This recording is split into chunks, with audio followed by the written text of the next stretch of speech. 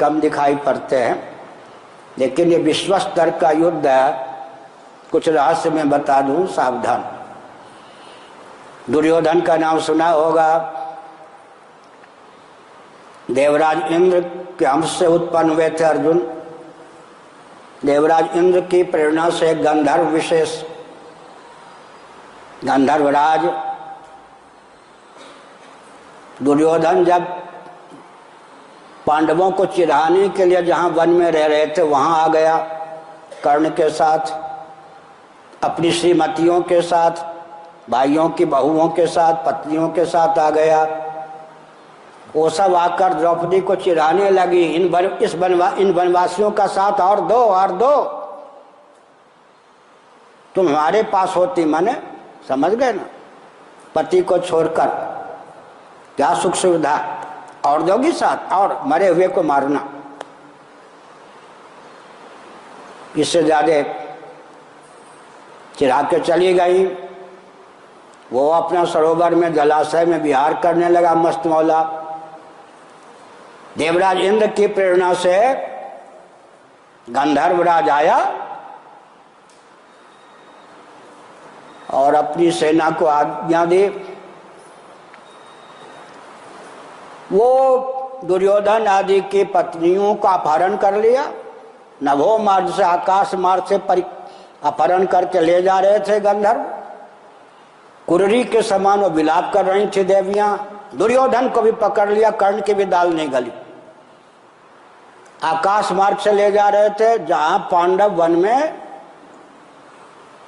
बैठे थे। दुर्योधन ने उच्च स्वर से कहा, त्राहि माम, जैसा भी हूं युधिष्ठिर तुम्हारा भाई हूं। उन देवियों ने कहा, घर की पुत्र वध में हूं, कुर्री के समान विलाप, अपहरण करके ले जाई जा रही हूं। द्रौपदी ने चिढ़ाया नहीं। 1 घंटा पहले तुम चिढ़ाने आई थी, अब देखो तुम्हारी क्या दशा है। भीमसेन नहीं किया। बढ़िया, युद्ध का मौका नहीं मिलेगा, ये गंधर्वराज उनको मार डालेंगे।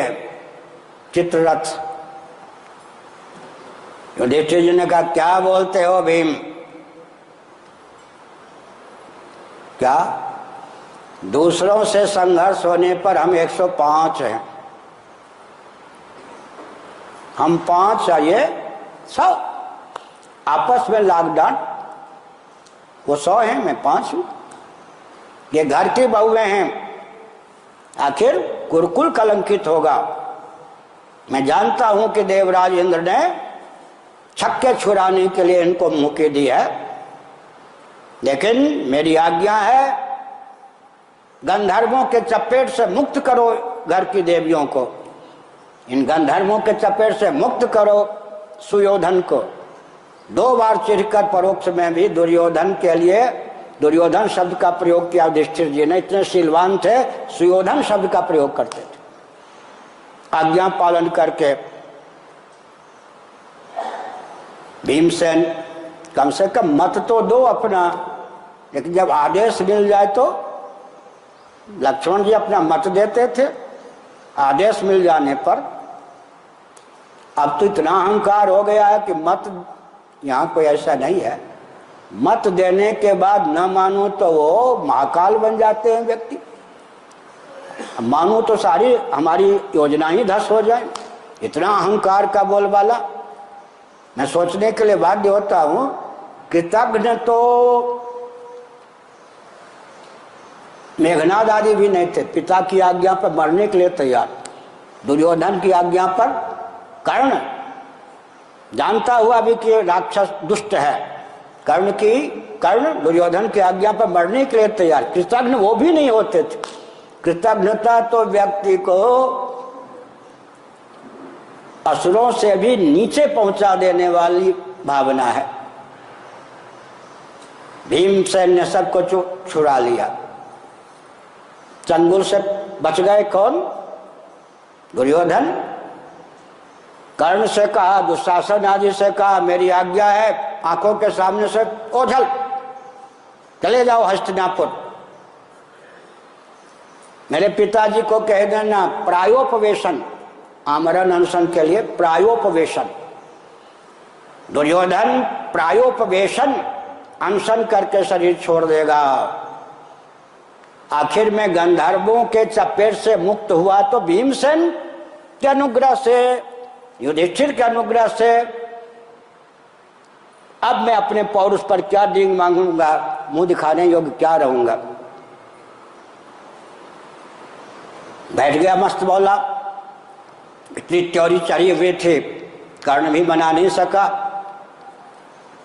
रात हुई, पाताल से नीचे के लोगों से असुर लोग आ गए। सुनिए, मैं संकेत में बोल रहा हूं, भी हो क्या रहा है, होने क्या जा रहा है। ये सामान्य युद्ध की तैयारी नहीं है, ये भयंकर विश्व युद्ध की तैयारी है।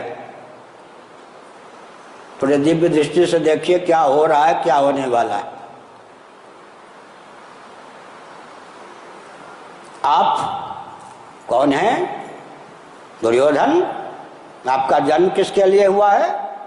कोई व्यक्ति अपने जन्म के प्रयोजन को निष्फल नहीं करता, सज्जन हो या दुर्जन। आप हमारे नायक हैं। हम असुरों ने, राक्षसों ने आपको नायक बना रखा है।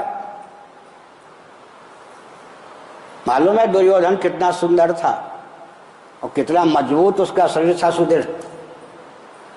कमर से ऊपर का हिस्सा पार्वती जी ने फूल पुष्प सार सर्वस्व से बनाया था। उसका कमर से नीचे का हिस्सा, यहां से भगवान शिव ने वज्रसार सर्वस्व से बनाया था। बहुत भव्य तो था ही दुर्योधन। और युधिष्ठिर आदि का सहपाठी था, कृपाचार्य का शिष्य था। विद्या में भी 8 प्रकार के व्याकरण का विद्वान दुर्योधन था। आज तो एक व्याकरण का विद्वान मिलना भी कठिन है। महाभारत में लिखा है 8 प्रकार के, कितने बड़े व्याकरण रहे होंगे कृपाचार्य जी। उन्होंने पांडवों को, दुर्योधन आदि को 8 प्रकार के व्याकरण का ज्ञान दिया था। इतना बड़ा विद्वान भी दुर्योधन था। आप भूल गए अपने अवतार का प्रयोजन। फिर दुष्ट जो बोलते हैं उनकी बुद्धि विपरीत होती है। आपके नेतृत्व में दानव सेना जीतेगी। चलिए अनशन छोड़िए, युद्ध कीजिए, आप इनको मारने में समर्थ होंगे। विपरीत बुद्धि। आप नायक हो के ये क्या करने जा रहे हैं, तो आप लोग क्या सहयोग करेंगे? हम तो प्रत्यक्ष आकर युद्ध नहीं करेंगे, हमें जो करना है कर चुके हैं। यह मुझे सुन रहे? भीष्म जी सामान्य व्यक्ति थे क्या?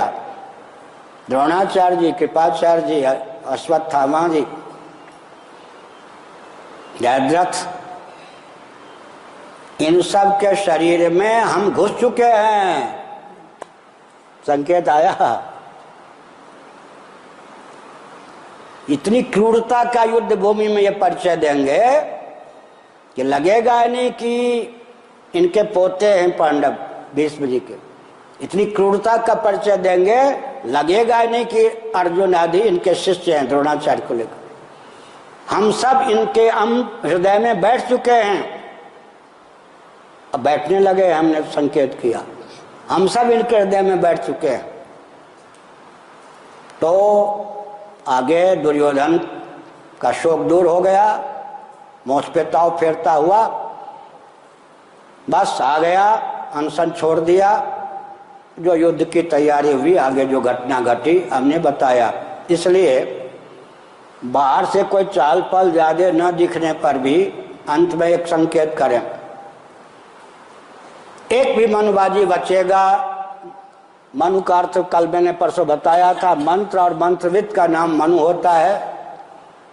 मनु देवता तो वे ही हैं। मनुष्यों के पूर्वज, स्थावर जंगम प्राणियों के पूर्वज का नाम मनु। एक भी मनु बचेगा, माने वैदिक संविधान का रचयिता, उसके पालन करने वाला बचेगा एक भी, तो हम लोगों की दाल नहीं गलेगी। पूरे विश्व की यह मान्यता है। इसलिए किसी मनुवादी को सुरक्षित मत रहने दो। तदनुकूल व्यासपीठ को ढाला गया है, ध्यान गए ना।